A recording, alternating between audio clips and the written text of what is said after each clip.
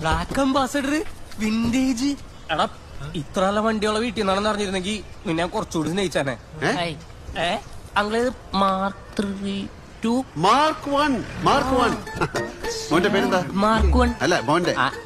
കിരൺ അങ്ങളെ ഞാൻ മുമ്പിൽ